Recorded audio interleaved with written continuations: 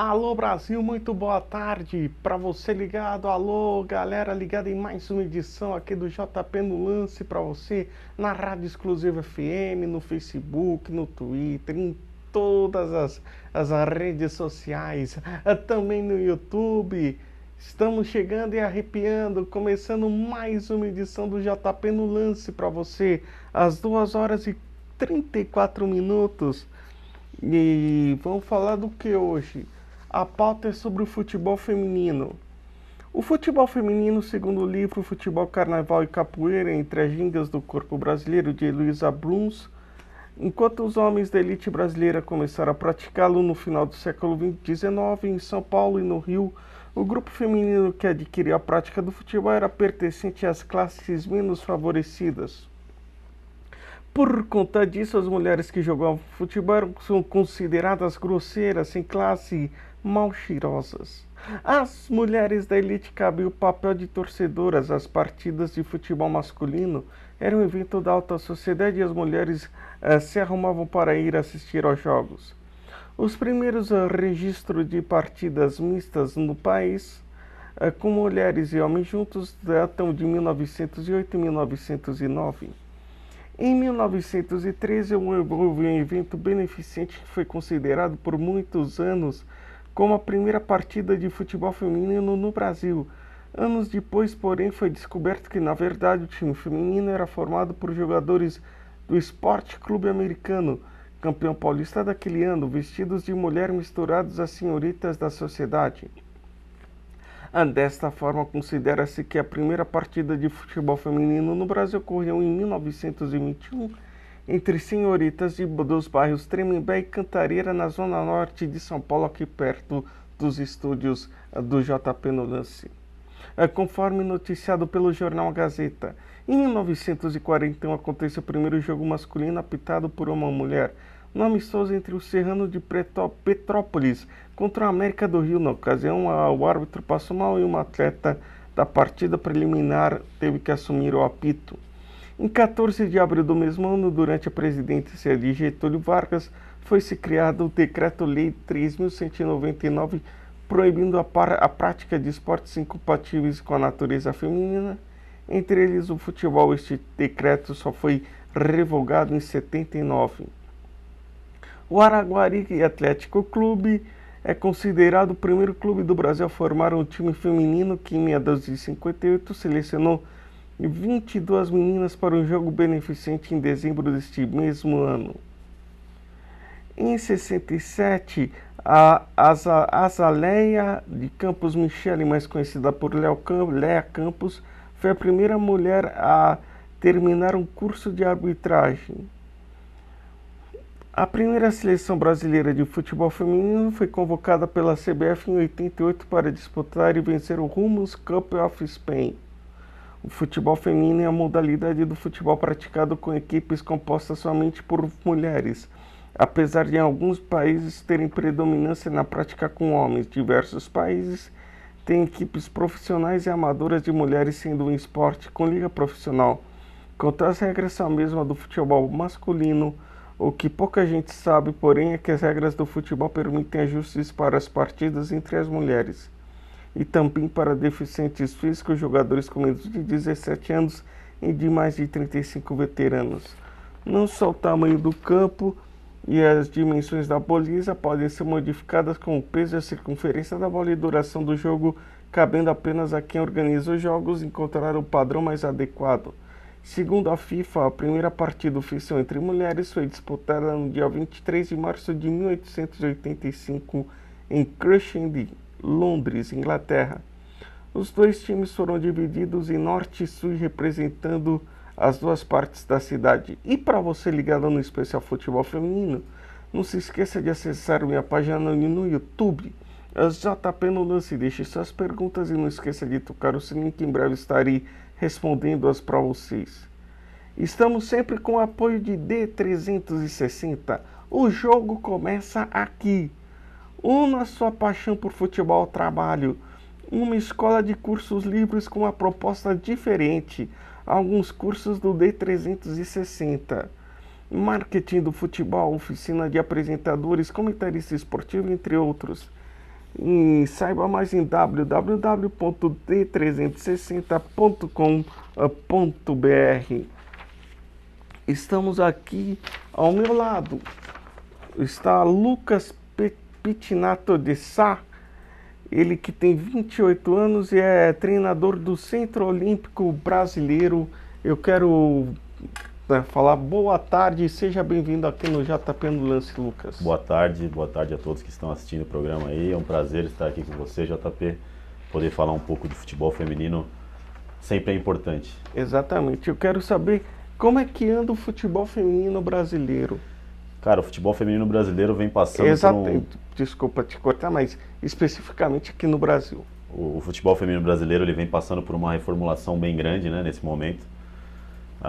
Eu estou no futebol feminino, trabalho no futebol feminino fazem 8 anos no Centro Olímpico e com certeza a gente vê que o futebol feminino está numa crescente, né? A gente está crescendo a modalidade, ainda com passos muito curtos, né? Ainda poderia ser bem melhor, mas o cenário é bem diferente daquilo que foi quando eu entrei em 2010. Você vê as federações e confederações tendo um pouco mais de olhar para a modalidade. Você vê os clubes de camisa começando a dar sinais de que tem intenção da montagem dos times femininos, então você vê um cenário melhor. Se é o cenário ideal, óbvio que não, mas você vê um cenário muito melhor do que já foi, né? E o que falta para evoluir o futebol feminino aqui? Na minha visão, eu acho que falta, além de se precisar de uma mídia maior, né? Hoje a gente está tendo um espaço aqui para poder dar uma entrevista e falar sobre futebol feminino, mas isso é um espaço bem raro na mídia, né? Um espaço que geralmente não se tem, então acho que isso seria necessário para que você pudesse divulgar melhor a modalidade. E acho que a modalidade também necessita vender um produto um pouco melhor, né? Acho que o futebol feminino muitas vezes tenta se comparar com o futebol masculino e acho que isso é uma comparação bem complicada, né? Vai ser sempre muito complicado você entrar no nível de comparação. Acho que o produto precisaria ser reformulado de uma certa forma para que você pudesse vender melhor e você conseguisse ter uma atração maior da mídia, uma atração maior de patrocinadores para que o jogo ficasse mais rentável, né? Eu vejo que as mesmas características que você encontra no futebol masculino você tem no futebol feminino, tamanhos de campo, tamanhos de bola, tempo aí de que jogo, eu quero chegar exatamente. Número de substituição é as mesmas e fisiologicamente a gente sabe que a mulher tem uma diferença do homem. Exatamente. Aí tem primeira pergunta.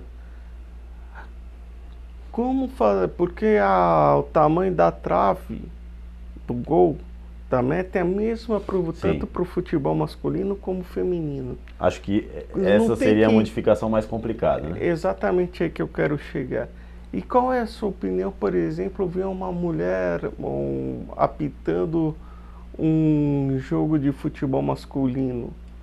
Cara, sendo que fisicamente se tem algumas diferenças. Eu acho que assim, a arbitragem em si, você não tem tanta complicação. Óbvio que você tem um homem arbitrando, você consegue chegar em locais do campo que uma mulher não vai chegar, mas eu não vejo tanta complicação assim. Em relação à trave, né, eu acho que é a modificação mais complicada de se fazer para um jogo de masculino para o feminino. Mas o tamanho do campo não é tão difícil assim. Você tem diversos campos na cidade de São Paulo e no Brasil que tem um tamanho menor do que o regulamentado pela FIFA. As confederações e federações que organizam as suas competições poderiam pensar num tempo de jogo menor, e não estou pedindo para diminuir 20, 30 minutos, mas uma diminuição de 5 minutos em cada tempo já faria com que o jogo fosse um pouco mais físico, né? Que hoje em dia o futebol como um todo é baseado muito na parte física. Eu vejo que o número de substituições poderia ser diferente, né? Você tem dentro da Federação Paulista um campeonato com um número de substituições maiores, você pode fazer 6 substituições. Mas desculpa te cortar, eu sou totalmente a favor de ser substituições. Sim. Porque eu penso da seguinte maneira: antigamente, quando eram três substituições, antigamente tinha meia dúzia de jogadores no banco, melhor dizendo, tinha 5, 6 jogadores, acho que era 5 na linha e mais um goleiro no banco. Sim.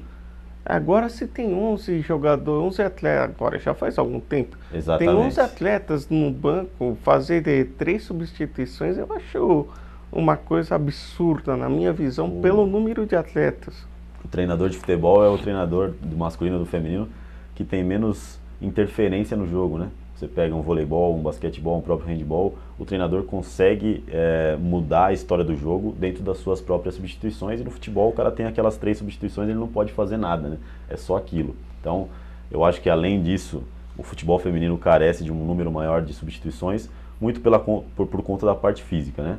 Então, a Federação Paulista hoje tem 6 substituições na sua competição, isso é muito interessante, tem sido bem bacana, mas a CBF ainda não modificou. Então, no Campeonato Brasileiro, são as mesmas 3 no masculino e você tem que se virar com aquilo, né? Então, é um pouco complicado nesse sentido. Acho que as modificações não seriam tão estruturais, né? Como a mudança da trave é bem complicado. Mas algumas pequenas modificações que você tem no voleibol, que você tem no basquetebol, que você tem no handball, fariam com que o futebol feminino seria um pouco mais atrativo para talvez ser um pouco mais rentável, as mídias comprarem, conseguir adquirir espaço, né? Tanto empresarial quanto de mídia. É aí que eu queria chegar. Por que as grandes redes de televisão não transmitem, não apoiam tanto o futebol feminino? Eu me lembro na época do saudoso Luciano do Vale, ele apoiava, né? Eu via alguma coisinha na Sport TV também, eles mostrando alguns jogos. Várias vezes eu já vi uma vez no programa do Galvão Bueno, na Sport TV, o Bem Amigos, que ele disse que também ia apoiar o futebol feminino. Eu via coisas assim bem rasas, esses apoios. Claro que eu não vou culpar a mídia, porque a mídia para mim é o que tem menos culpa. Para mim eu acho que é mais culpa da CBF. Eu acho que tem um pouco de culpa de cada coisa, né? Cada setor. Você tem a culpa da mídia, que eu acho que poderia sim explorar um pouco mais uma modalidade. Tem algumas mídias de canais fechados que passam competições de todos os tipos de esportes existentes. Você vê mundial de curling sendo transmitido. Eu acho que tem um pouco de culpa sim do produto que o futebol feminino vende, que é um produto ainda um pouco pobre, né? Quando você vai assistir um jogo de futebol, independente de qual seja o nível que você vai assistir, você está interessado em ver chances de gol, né? A pessoa, o leigo que vai assistir o jogo de futebol, o cara quer assistir chances de gol. O futebol feminino, pelas suas características, é um jogo que tem muito poucas chances de gol. O jogo é muito parado, é um pouco mais lento pelas conformidades que o futebol feminino se colocou. Ele não consegue ter a mesma força física que o futebol masculino, ou seja, as pessoas não vão se interessar tanto. Acho que as confederações e federações poderiam forçar um pouco mais a mão em cima das mídias para que você transmitisse um pouco mais. Então eu acho que tem um pouquinho de problema em cada setor, não dá para se culpar uma coisa só ou a outra. Eu acho que o peso de as transmissões não acontecerem, acho que tem uma responsabilidade de vários setores. Essa é a minha opinião, pelo menos. Eu sei que muita gente não concorda dentro do futebol feminino, mas é um pouco na minha opinião, né? E quais são as grandes forças atuais do futebol feminino brasileiro, em nível de clube, evidentemente? Acho que o Corinthians tem uma equipe muito forte, né? É o atual campeão da Libertadores. O Santos tem uma equipe muito competente. O Rio Preto é uma equipe muito forte. Flamengo. Em Manaus a gente tem uma equipe que é o EC Iranduba, que é uma equipe que se reformulou bastante para a montagem da sua equipe faz uns 2 ou 3 anos, que também tem um projeto muito bacana, liderado pelo Lauro, lá em Manaus. Então a gente tem algumas equipes bem competitivas, né? A gente tem um cenário crescente no Nordeste, de equipes nordestinas que vêm fomentando o futebol feminino. O Sport é uma grande equipe. Você tem no sul do país 2 equipes, o Grêmio Internacional montando suas equipes femininas para começar a disputar os campeonatos nacionais. Então você tem um cenário de futebol feminino com boas equipes, né? E quais são as grandes forças do futebol feminino, primeiro em nível nacional? Acho que os 2 maiores competidores hoje em dia, eu vejo, na minha visão, é o Corinthians e o Santos. Acho que eles estão um passo à frente das outras equipes, com todo respeito aos outros projetos. Eu acho que o Corinthians e o Santos são equipes em outro patamar, em nível de elenco e também em nível técnico, né, das comissões técnicas. Eu acho que são os expoentes hoje no Brasil. E quais são as grandes equipes mundiais? Eu me lembro da época que tinha Estados Unidos, Alemanha, Suécia, Noruega. Hoje em dia você tem 2 polos muito fortes, né? O polo americano ainda é um polo, o campeonato americano ainda é um polo muito forte, mas você também tem um polo crescente, que cresce cada vez mais, que é o polo europeu, né? Hoje em dia você tem a Champions League, ela está na sua fase semifinal, a Champions League feminina.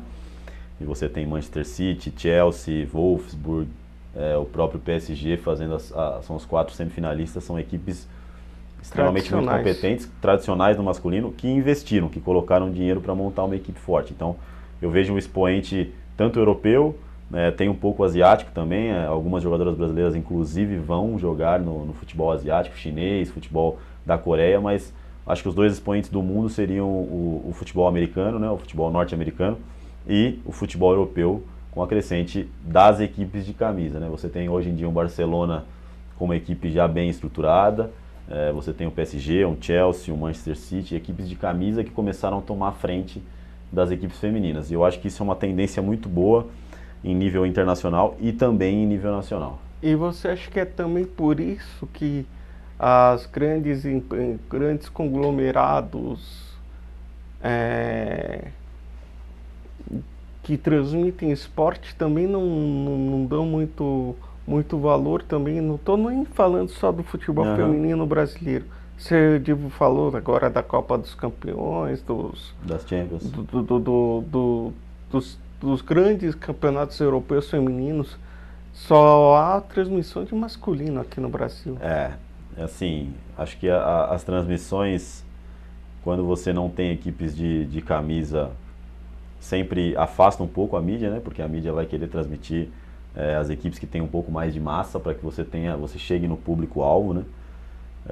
Mas eu acho que tanto na Europa quanto no Brasil vem acontecendo esse processo de os clubes de camisa brasileiros e internacionais assumirem essas equipes femininas, que eu acho que é um processo natural e que vai ser benéfico para o futebol feminino. Os campeonatos internacionais, se os campeonatos nacionais não passam no Brasil, os internacionais muito menos, né? Você tem muito menos campeonato internacional de futebol feminino sendo transmitido. Desculpa, é que temos várias emissoras especializadas, né? Exatamente.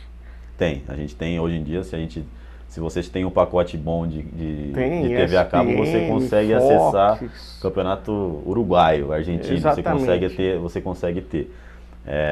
Mas eu acho que assim, mesmo no nível masculino, tendo uma quantidade de jogos muito grande, o feminino ainda você não tem transmissões de campeonatos nacionais, né? Que eu acho que é o primeiro passo, porque é o campeonato que está aqui do seu lado, que você não tem uma dificuldade tão grande de transmissão, você não tem que comprar direitos. Se a gente ainda tem um problema nesse cenário, você ter o campeonato internacional, eu acho que é um passo um pouco mais para frente, né? Um segundo passo, eu diria.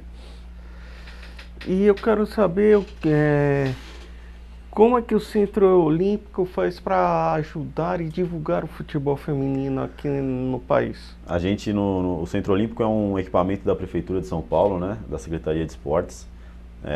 O futebol feminino é uma das 10 modalidades dentro do clube.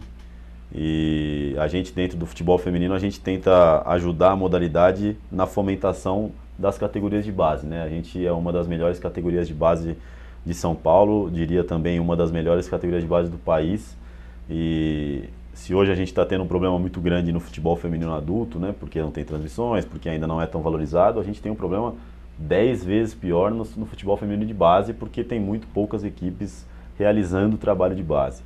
O que a gente tem lá no clube são mais de 120 atletas que são divididas em categorias menores, desde o sub-11 até o sub-18, e essa fomentação, né, esse trabalho nas categorias menores é o que vai dar sustentação para que você tenha, daqui 5, 10 anos, equipes com jogadoras novas, né, jogadoras renovadas. O que eu vejo hoje em dia do futebol feminino, um dos grandes problemas é que a gente tem muito pouca renovação nas atletas. Então, hoje em dia você vê em âmbito nacional, no mais alto nível nacional, a Marta, a Cristiane, Formiga ainda tendo que jogar, mesmo com idade um pouco avançada. Aliás, eu me lembro da Meg, que era goleira da seleção brasileira. Ela tinha 42 anos quando estava no arco da seleção. Sim, você tem um problema de renovação. Tinha também a Maravilha, que era boa goleira, jogou no Palmeiras e no São Paulo. Você tem um problema muito grande na renovação das atletas, né? Isso a gente está falando no cenário da seleção brasileira, mas se você pegar no cenário dos clubes, você encontra atletas de uma idade já muito avançada. Não estou desmerecendo nem um pouco o nível técnico delas, até porque são as melhores, não é indiscutível.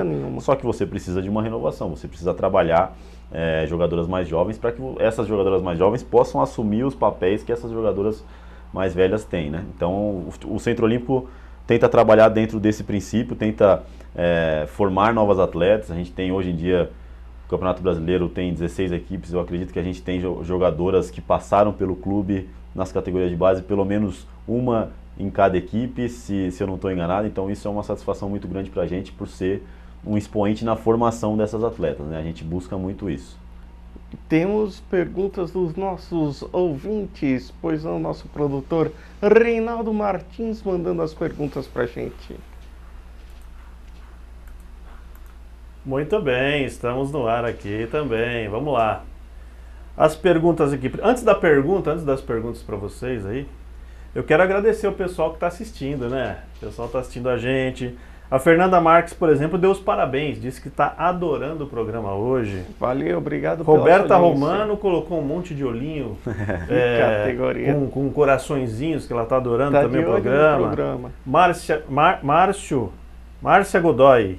Márcia Godoy também, boa tarde, falou boa tarde para vocês boa aí, tarde. Tá adorando. Obrigado, também. Boa tarde. Quem mais? O Heron Pinheiro. Deu um joinha aqui. Alô, Heron Pinheiro, obrigado pela sua audiência. A Mari também, boa tarde, bom programa, ela falou. Obrigado. Ai, a Mari, hein?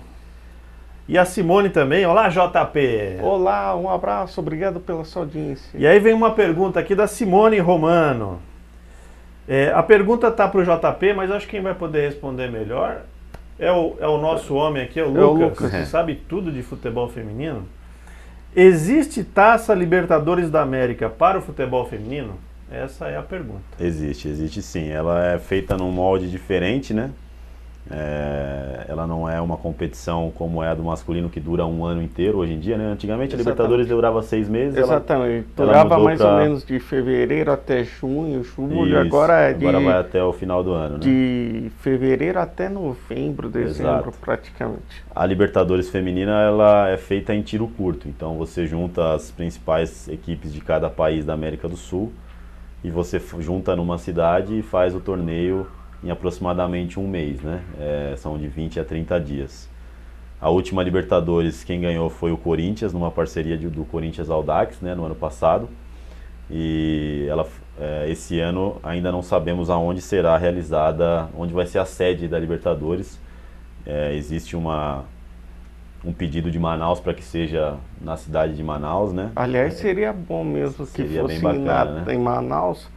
Principalmente porque aquele estádio gigante de Manaus, lá, Arena Amazônica, que antigamente se chamava Estádio Vivaldo Lima, o Vivaldão, que é extremamente grande, está praticamente sem uso. Seria uma boa ideia. Quem tem usado bastante o estádio da Arena Amazônica é a equipe do EC Iranduba que eu citei aqui, né? Inclusive ela tem tido uma média de público bem grande, de 10 mil pessoas. Está sendo bem bacana a utilização até bem bacana, para levando em consideração que é dentro do feminino talvez seja a maior que exista no Brasil. Então existe um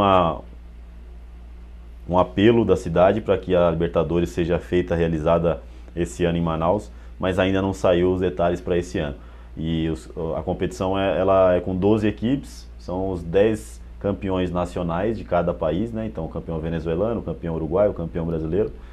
Sim. Uma cidade sede e o atual campeão, né? São as 12 equipes que são... o país sede. O país sede ganha uma equipe, geralmente é a cidade que tem uma equipe normalmente. E o atual campeão também tem uma vaga. Como era mais ou menos antigamente a Copa do Mundo, quando o campeão da Copa do Mundo e o país sede já estavam automaticamente, né? Hoje em dia já não é mais. Para o Mundial de países, melhor dizendo. Eu quero saber também por que não se tem tanta interação entre a universidade e o futebol, já que o futebol é um esporte tão popular. Sim. E principalmente lá nos Estados Unidos, as universidades patrocinam, tem suas equipes de futebol americano, basquete, enfim. Porque já que o futebol é tão popular, tem muita menina jogando. Aliás, só uma pequena ressalva. Antigamente, nos anos 80, 90, eu sempre achava essa história de mulher jogando futebol, eu achava um absurdo. Pô, questões culturais, vamos assim dizer. Eu acho absolutamente normal e extraordinário a mulher ter espaço no futebol hoje em dia. Uhum. Não seria legal as universidades também abrirem a porta para esse tipo de ramo? Eu acho que a gente falar um pouco do esporte universitário é uma outra tratativa se a gente for tentar comparar com o esporte universitário americano, né? Eles são bem distintos, os Estados Unidos apoia bastante, né, o esporte. As instituições brasileiras universitárias, elas têm problemas no seu próprio núcleo, né? A gente tem uma educação muito falha no Brasil como um todo. Então E já faz tempo. você exigir que essa educação falha ainda tenha um aporte dentro de uma outra coisa que é o esporte, acho que é um processo muito demorado, é um processo que necessita de muitas implementações dos nossos governantes para que a gente tenha uma parte educacional muito melhor, né? Eu acho que os Estados Unidos dá muito certo porque eles conseguem equilibrar muito bem as coisas e o foco central deles é isso, é a parte educacional. Infelizmente, a gente está num país onde o foco educacional é mínimo, né? A gente tem foco em outras dezenas de coisas. Mas com certeza, no esporte americano é muito difundido, né? O futebol feminino universitário é muito difundido, está muito acima da média do mundo, eu diria. E eles conseguem fazer muito esse link, né, entre a esportista universitária ou o esportista universitário que consegue chegar numa carreira profissional sem deixar os estudos de lado, né, que é o mais interessante para todo mundo. Então, acho que o Brasil está a muitos passos disso, acho que precisaria ter uma reforma educacional gigantesca para que a gente conseguisse chegar nesse patamar. Porque o legal dos Estados Unidos é se o cara não der certo no esporte, pelo menos ele vai ter um canudo, um diploma, falar, ó, sou jornalista, sou arquiteto e vamos que vamos. O que a gente tem aqui é as universidades particulares, em alguns momentos elas concedem bolsas para as atletas, para que as atletas representem a universidade em algumas competições de porte muito menor, né? O problema é que a gente não tem competições universitárias do porte de uma NCAA, que é uma competição que tem talvez até um tamanho maior que as ligas profissionais americanas. A NCAA é muito famosa. Né? Só para quem não sabe, a NCAA é o vestibular da NBA, vamos assim dizer. É como se fosse a Copa São Paulo de juniores. Mas para todos os esportes, né? Eles lá têm desde o basquete, futebol americano, beisebol, então eles têm uma estrutura de competição que é incomparável com as estruturas de competições que a gente tem no universitário brasileiro. Então acho que é por isso que também não tem muito como se realizar. Mas existe sim um aporte das universidades, uma ajuda para que as atletas que já jogam em algum clube recebam bolsa e consigam se formar, o que é realmente muito interessante. Mas para se ter a universidade de uma forma mais competitiva, você precisaria melhorar muita coisa, e uma delas seria a própria competição, né? A competição não tem muito sentido. Para você ver, a gente teve o Campeonato Paulista Universitário, né?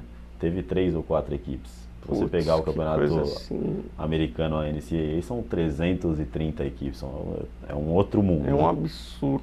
E a gente tem um número de universidades muito grande. Né? Eu falo absurdo no bom sentido americano. Sim. Vamos lá, temos perguntas dos nossos ouvintes, o nosso produtor Reinaldo Martins passará agora. Ok, estamos de volta. Então vamos lá. Primeiro aqui nós temos a Norma Lúcia, está assistindo o JP aí, JP. Obrigado pela sua audiência, Norma. E aí nós temos uma pergunta aqui, os amigos do ATC querem saber. Quando o futebol feminino terá seus ganhos equivalentes ao futebol masculino? Essa pergunta é violentamente difícil de responder, acredito eu. Vamos lá. Acho que essa pergunta entra um pouco no porquê que todas as modalidades masculinas não recebem tanto quanto as femininas, e é uma crescente a briga para que isso seja um pouco mais equilibrado, né? E acho que vai se demandar muita coisa para que se iguale. É difícil a gente solicitar que os ganhos de um atleta masculino seja igual ao do feminino, quando o atleta masculino ele arrecada muito dentro dos seus jogos, né? Você tem um jogo de Campeonato Brasileiro hoje, você tem uma arrecadação muito grande. Um jogo de Campeonato Brasileiro feminino hoje, você tem uma arrecadação muito pequena, portanto, ainda é impossível que um atleta do futebol masculino receba a mesma coisa que um atleta do futebol feminino. Mas eu acho que tem que se existir uma igualdade, né, eu diria, e essa igualdade passa por você ter um produto que seja mais rentável dentro do futebol feminino, que eu acho que também a gente ainda não tem. A gente tem um produto que ainda não é muito rentável. E além do mais, as grandes empresas, as grandes marcas sempre contratam estrelas do futebol masculino para divulgar suas marcas. Sim. Então, assim, em todos os esportes você tem essa briga, né? A gente teve alguns meses atrás a briga das tenistas em relação aos tenistas homens que ganhavam uma premiação muito maiores em torneios de Grand Slam. Você tem uma briga muito grande nos Estados Unidos das atletas femininas solicitarem ganharem mais do que os atletas masculinos. Eu acho que é importante chegar numa situação de maior igualdade, mas ainda é difícil você colocar no mesmo patamar se você tem uma arrecadação muito maior em um e uma arrecadação muito menor em outro. Eu acho que as contas não batem, né? Se você arrecada num jogo de futebol masculino 1 milhão e no jogo de futebol feminino 10 mil reais, você não pode pedir que a atleta receba a mesma coisa. 300 mil por mês, é meio impossível. Complicado. Mas eu acho que se você tiver um produto melhor e você conseguir vender esse produto de uma forma mais rentável, você consegue diminuir essa diferença que hoje em dia é um absurdo. Mas isso tudo demanda de federações, confederações, mídia, do próprio futebol feminino como um todo. Mas acho que a situação dentro do futebol feminino em si, ela melhorou muito. O que hoje as atletas recebem é bem diferente do que elas recebiam há 8 anos atrás. Óbvio que ainda está muito longe de ser bom, muito longe de ser algo sustentável para as atletas que jogam, mas você tem uma melhora. E se você tem uma melhora, acredito que ela vai continuar acontecendo, né? Perfeitamente. Estamos aqui no JP no Lance, falando sobre o futebol feminino. Estamos recebendo o treinador do Centro Olímpico, Lucas Sá, aqui no JP no Lance. E você continue mandando suas perguntas que estaremos respondendo para vocês ao vivo. São 3 horas e 6 minutos aqui na capital dos paulistas. Tem mais perguntas por enquanto ou não? Não, então vamos lá. Então eu quero saber outra coisa também. Porque, já que qual é a sua expectativa para os próximos anos do futebol feminino? A minha expectativa é bem grande, assim. Acho que a gente está passando por uma crescente, como eu tinha comentado. E no ano de 2019, com a legislação da obrigatoriedade do futebol feminino nas equipes de camisa, eu acho que isso tende a ser uma crescente ainda maior dentro do futebol feminino brasileiro. Vai forçar com que as equipes grandes, que hoje só pensam no futebol masculino, tenham um olhar um pouco maior para o futebol feminino. E acho que isso tende a ajudar, né, nessa crescente. Acho que isso vai colaborar bastante. Hoje em dia você tem alguns clubes de camisa que já têm as suas equipes, como o Corinthians, como o Santos, como o próprio Sport Recife, o Internacional, o Grêmio. Mas se você institucionalizar que essas equipes tenham que ter, você vai ter um número muito maior de equipes, e aí isso, consequentemente, você vai ter um mercado até para essas atletas melhor, né? Você vai conseguir com que elas se encaixem de uma forma melhor nessas equipes, e você tem uma crescente tanto financeiramente para elas, quanto para a modalidade em si, né? Você assistir um jogo Palmeiras e Corinthians no futebol masculino, mexe muito com a massa, né? Os torcedores. Eu acredito que se você tiver o mesmo nível competitivo no feminino, você também vai atrair essa massa. A gente teve na semana passada, na quarta-feira, o primeiro jogo do Campeonato Brasileiro da Série A1. O Corinthians enfrentou uma equipe da Bahia que chama São Francisco do Conde, e pela primeira vez na sua história o Corinthians teve o seu mando realizado dentro da Arena Corinthians. Eles fizeram uma ação de marketing com que a pessoa que assistisse o jogo do feminino poderia depois ficar para assistir o jogo do masculino, que passaria na TV, né? E eles botariam o telão para assistir Corinthians e Vitória. E assim, teve um público sensacional, você teve o torcedor da Fiel indo assistir o jogo. Acho que essas ações vão colaborar para que o futebol feminino tenha uma crescente. Então eu olho Eu, há 8 anos atrás, olhava para frente e enxergava uma crescente, e hoje em dia eu enxergo ainda mais, né? Acho que a gente está num bom cenário. E o que você pensa a respeito de estatal patrocinar time de futebol? Por exemplo, a Caixa, Petrobras, enfim. É sempre complicado dizer exatamente em relação à estatal, mas eu vejo que a modalidade necessita de apoio, seja ele qual for, né? Ela precisa de aporte, né? Acho que as empresas têm condições de conseguir aportar, ajudar a modalidade como um todo, independente se ela seja estatal ou não. Acho que precisa se começar a acontecer isso, né? E para você, qual seria o melhor nome atualmente para dirigir a seleção brasileira feminina, evidentemente? Isso é um assunto difícil, né? Complicado porque tem bons treinadores trabalhando no futebol feminino atual e treinadores com resultados, né? Que é o mais importante. A gente teve uma troca no cargo agora, era a Emily Lima, que era a treinadora da seleção brasileira. Exato. Foi trocada pelo Vadão, que também já estava. Eu não conheço... Vadão, para quem... Desculpa Claro. te cortar. Vadão, para quem não sabe, é o Oswaldo Alvarez, o Exatamente. Vadão, que já dirigiu Corinthians, São Paulo, Guarani e tantos outros grandes clubes. Ele que criou o Carrossel Caipira em 1992 no Mojimirim e tantos outros grandes clubes do futebol brasileiro. Masculino, evidentemente. Exatamente. O Vadão ele assumiu antes dos Jogos Olímpicos de 2016 para que comandasse a equipe feminina durante os Jogos Olímpicos.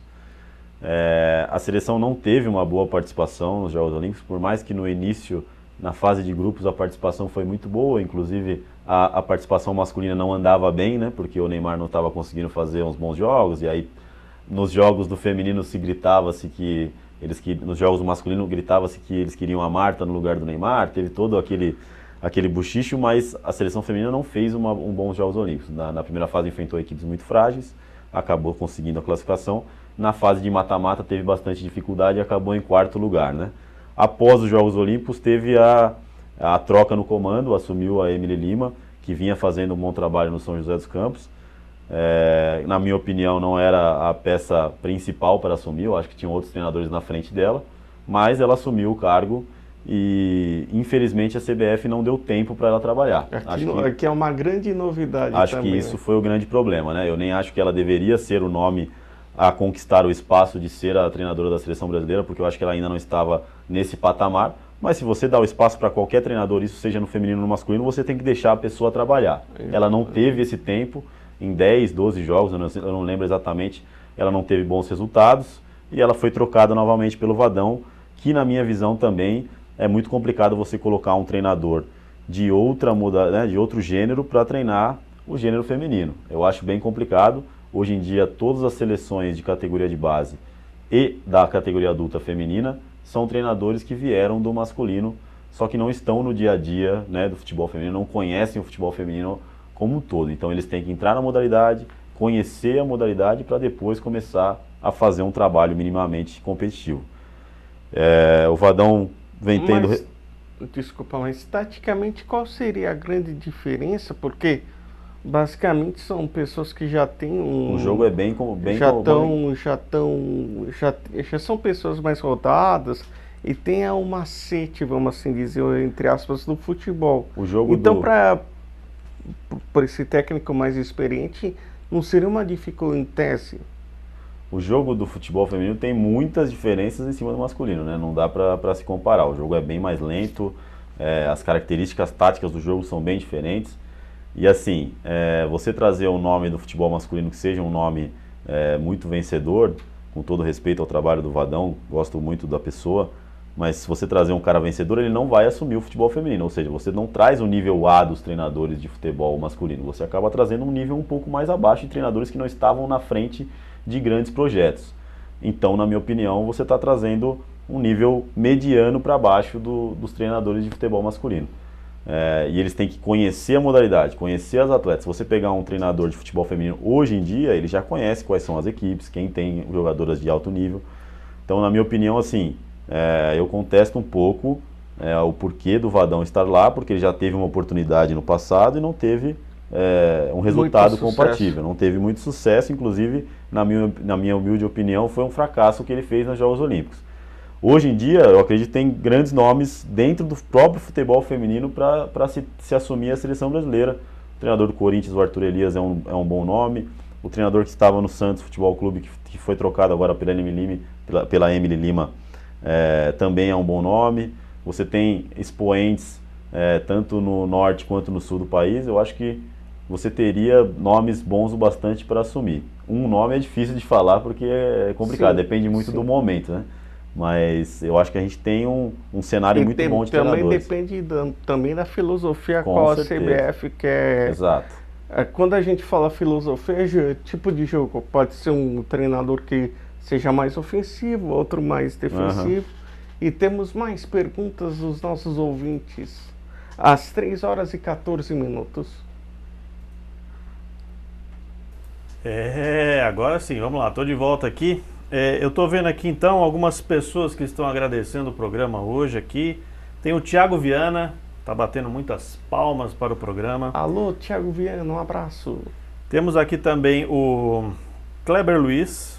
Ele está meio que rindo e chorando, sabe aquela carinha rindo e chorando? Não sei se ele está gostando ou se está, não sei, parece que está gostando. Tem o Thiago Paraguaçu também, batendo muitas palmas para o programa, está gostando bastante. Obrigado, Paraguaçu. Fábio Ribeiro também, parabéns, João Paulo, está falando aqui. Valeu, obrigado. E a Marcela Novas, ela tem uma pergunta aqui. Existe preconceito no futebol feminino? Acho que com certeza, né? O preconceito ele ainda existe, infelizmente ele ainda existe em muitos cenários, né, do Brasil e do mundo.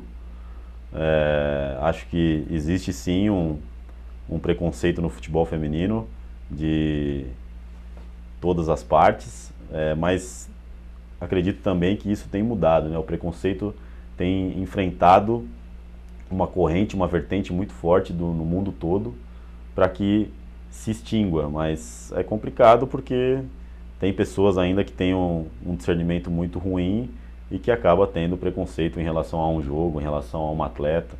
A gente trabalha muito com categoria de base no nosso clube e a gente encontra muitas jogadoras que sofrem preconceito nas suas escolas por praticarem futebol feminino, então elas acabam sendo chamadas de coisas que não são nada aceitáveis por outras crianças porque elas praticam o futebol feminino. Nós, ano passado... O que eu acho atualmente, atualmente uma bobagem. Uma bobagem sem tamanho. Sei lá, bem, que eu era da geração anos 80. E para quem nasceu nos anos 80, até começo dos anos 90, até que era, entre aspas, normal você ter esse tipo de visão, esse tipo de preconceito pelo jeito que você é. Estrutura cultural, né? Exatamente. Mas não que fosse correto. Exatamente.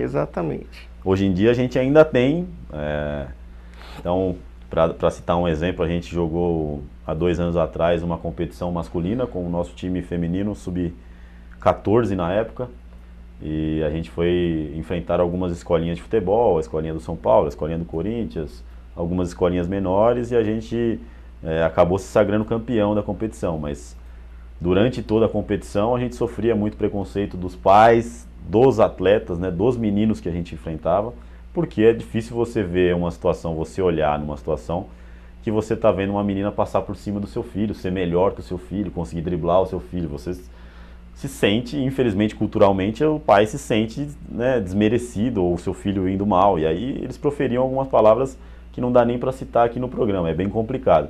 Então existe, não vou ser hipócrita de dizer que não existe, mas acho que existe uma corrente também muito forte para que isso não aconteça.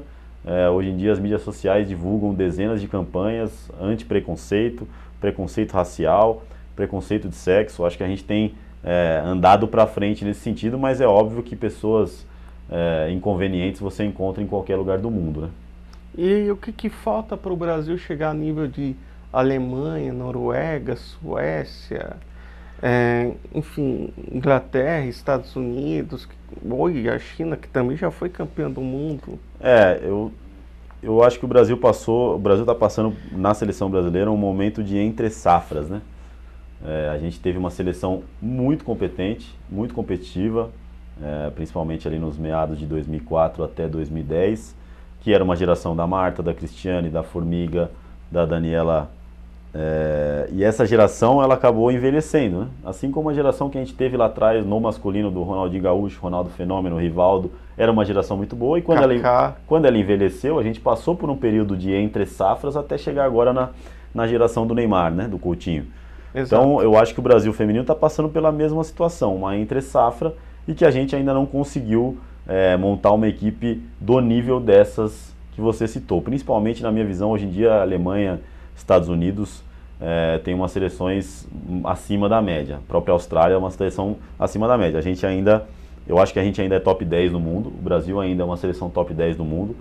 E as competições são tiro curto, né? Tanto a Copa do Mundo quanto os Jogos Olímpicos, elas são tiro curto. Então, de repente, você está num bom mês, você consegue fazer uma competição boa e se sagrar campeão. Mas hoje eu não vejo a seleção brasileira mais como era de 2004 a 2010, que eu achava a seleção brasileira a melhor do mundo. E não conseguiu conquistar os títulos naquela época por uma falta de sorte. O futebol, querendo ou não, tem uma dose de sorte, e a gente não conseguiu ser campeão nem do mundo, nem olímpico. Mas era uma geração que a gente olhava e batia em todo mundo. A gente olhava de cima para baixo para todo mundo. Hoje em dia eu acho que a gente ou olha de igual para igual ou de baixo para cima. E acho que o que necessita para a gente voltar é fomentar as categorias de base para que a gente tenha uma renovação dessas atletas, né? A gente não pode achar aceitável a Formiga voltar a jogar como ela voltou agora com 38, 39 anos. A gente não pode achar isso aceitável. A gente tem que formar novas atletas, novas jogadoras para substituir esses grandes astros que a gente teve, né? Essas grandes astros, desculpa. E essas coisas de categoria de base no futebol masculino é um pouco, como vamos dizer assim, tem algumas pessoas que mexem com o futebol masculino e estão na categoria de bases que são um pouco pervertidos, vamos assim dizer. No futebol feminino também há casos de perversão na categoria de base? Não que eu conheça. A gente trabalha lá já fazem 8 anos e dentro do clube a gente não aceita nenhum tipo de relação desse sentido com as atletas. E pelo que a gente conhece dentro do cenário, não é uma prática normal, não é uma coisa que acontece quase nunca, né? Não vou falar que acontece nunca porque eu não conheço o cenário dos outros clubes que fazem, mas evidente. Acredito que isso não aconteça com regularidade. Muito bem, temos mais perguntas dos nossos ouvintes internautas ao vivo agora às 3 horas e 21 minutos. Então vamos lá. Aqui nós temos a Roberta Romano falando: JP continua arrasando. Valeu, obrigado. A Simone Romano também, adoramos seu convidado. Simone Romano adorou o convidado de hoje. Obrigado. E o Eduardo Pereira Silva batendo 1000 palminhas para o programa de hoje também. A pergunta é minha agora. Tem alguns nomes do futebol brasileiro que estão se destacando hoje, que você poderia falar do futebol brasileiro feminino? Porque a gente falou dos antigos, né? Das jogadoras antigas. E as atuais? Quem está despontando aí? Acho que a gente tem uma renovação sim nos nomes.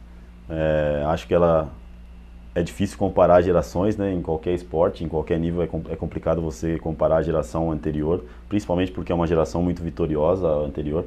Mas a gente tem nomes, a Andressa Alves hoje joga no Barcelona, a Bia Zanerato, que acabou de ser vice-artilheira do Campeonato Sul-Americano, que dá classificação para o Mundial, para os Jogos Olímpicos, também é um nome muito forte, joga na Coreia. Você tem a Gabi Nunes, que é uma atleta que hoje está lesionada, mas é uma atleta que tem muito potencial para buscar esse espaço, joga no Corinthians hoje, está lesionada, mas é uma grande atleta. Você tem grandes nomes surgindo, só que para que esses nomes atinjam o potencial que eles necessitam, eles precisam ter tempo de jogo, né? Eles precisam ter experiência. Eu brinco com os meus colegas que o Neymar foi ser campeão dos Jogos Olímpicos e virou o que virou porque ele teve que passar por um fracasso nos últimos Jogos Olímpicos de 2012. Faz parte, o atleta tem que passar por isso, ele tem que passar por uma situação em que ele se desenvolva para que ele chegue no potencial máximo deles. E eu acho que o que está faltando na seleção feminina é abrir um pouco mais de espaço para essas novas atletas. Não adianta a gente ficar dependendo das atletas de 10, 20 anos atrás, por mais espetaculares que essas atletas sejam. Eu acho que a Marta é a maior jogadora da história do futebol feminino. Eu acho que a Cristiane é uma das maiores goleadoras da história do futebol feminino. A Formiga é uma das maiores que eu já vi jogar, só que você precisa ter uma renovação.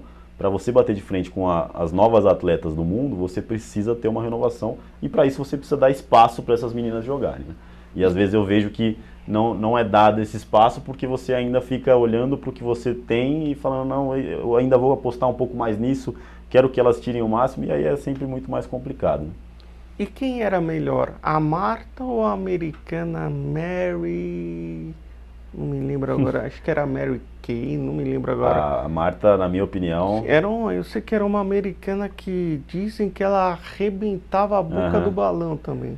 Eu não assisti a Cici, que é outra expoente do futebol feminino brasileiro. Eu não vi ela jogar porque na época também não era muito transmitida. Mas na minha opinião a Marta é de longe a maior jogadora que já passou. Você disputar o prêmio de melhor do mundo 10 anos, mesmo se você ganhou ou perdeu, você está entre o top 3 durante 10 anos, é uma coisa que o Cristiano Ronaldo e o Messi estão fazendo agora. E né, eles são colocados no hall da fama aí dos melhores jogadores do mundo. Então, para mim, a Marta, das que eu vi jogar, é a melhor jogadora da história, com certeza, sem dúvida nenhuma. Temos as perguntas aí ou não? Pois não. Ok, voltei. Deixa eu tirar o fone aqui, senão não consigo nem falar direito. Na verdade, não temos perguntas, é que nós estamos chegando já no finalzinho do programa, faltam um pouquinho menos de 5 minutos para a gente acabar. E os últimos agradecimentos, né, que a gente tem que fazer. Tem aqui a Babi Barreto falando muito bom o programa de hoje. Valeu, Beatriz obrigado. Mendes também está agradecendo muito, que o programa está também muito legal. Deixa eu só confirmar aqui mais alguma coisa, porque vai entrando coisa aqui e a gente, né, não quer deixar ninguém triste lá, sem agradecer, né, que o pessoal está assistindo hoje, realmente. Muita gente participando, muita pergunta, né? Tá bem legal aqui o programa hoje. E também o Caio Betti também, ótima entrevista também falando aqui. Então esses são os nossos agradecimentos aqui pro pessoal que está assistindo a gente. E fica aí com o JP, agora com vocês e o nosso convidado Lucas. Muito bem, que beleza. Muito obrigado pela sua participação, pela sua audiência, obrigado pelas suas perguntas. E eu também tenho uma curiosidade. Falta também mais escolinhas, como era antigamente na versão masculina. E porque também eu frequento um clube Sim. lá em Barueri, e lá no clube tem futebol feminino, tanto no futsal quanto no futebol de campo. Eu quero saber, tá faltando aquela tipo... Tinha antigamente escolinha do Ademir da Guia, escolinha do Rivelino, etc. Aliás, a escolinha do Rivelino também tinha futebol feminino. Será que falta esse tipo também de impulso para alavancar um pouco também, principalmente na parte da base? Bastante. Acredito que esse seja o passo a ser dado por todos que têm uma condição de melhorar o futebol feminino, seja olhar para as categorias de base, né? Seja olhar para as escolinhas de futebol, seja olhar para todos que trabalham com isso. É necessário que se tenha uma renovação, é necessário que se coloque mais atletas no mercado de futebol feminino. E para se fazer isso, você tem que, querendo ou não, trabalhar nessas escolinhas, você tem que trabalhar no início, né? Na iniciação esportiva.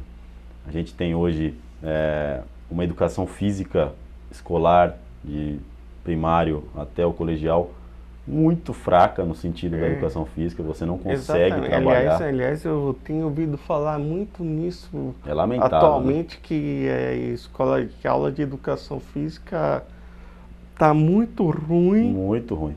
E tem muita escola ainda particular de alto nível que está até pensando em tirar Que é um absurdo, né? tirar a educação física do currículo. Que é um absurdo. Na minha opinião, a gente tem uma educação física escolar lamentável, na maioria das vezes é pegar uma bola lá, dividir os meninos e jogar bola, e para as meninas é excluir para jogar vôlei ou qualquer coisa que não tenha contato, que é um absurdo. Eu lembro disso nos anos 80 e 90, que era assim, quando eu fazia educação física. Então você precisa de uma inserção dessas atletas em escolas de futebol, em clubes de camisa. Acho que o primeiro passo dos clubes de camisa é pegar essas equipes adultas, mas depois, no segundo passo, é sim investir dinheiro nas categorias de base, porque é lá onde você vai fomentar a modalidade. Então, acredito bastante nisso.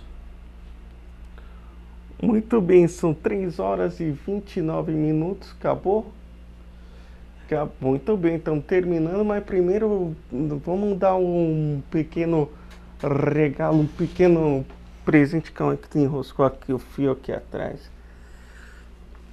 Aqui, aqui, agora sim, pequeno presentinho para você. Obrigado pela participação aqui no programa JP no Lance, aqui na Rádio Exclusiva FM para todo o Brasil, às 3h29. Muito obrigado pela sua participação. E a porta aqui sempre está aberta para você. Queria agradecer aí pela oportunidade. Falar de futebol feminino é sempre gratificante para mim. Ter espaços como esse é muito importante para a modalidade. Queria agradecer ao JP, ao Reinaldo pelo convite. E quando vocês precisarem, estamos à disposição. Muito bem, e a você que esteve nos acompanhando desde as 2 horas e 30 minutos aqui ao vivo, direto dos estúdios aqui do JP no Lance, pela Rádio Exclusiva FM em todo o Brasil.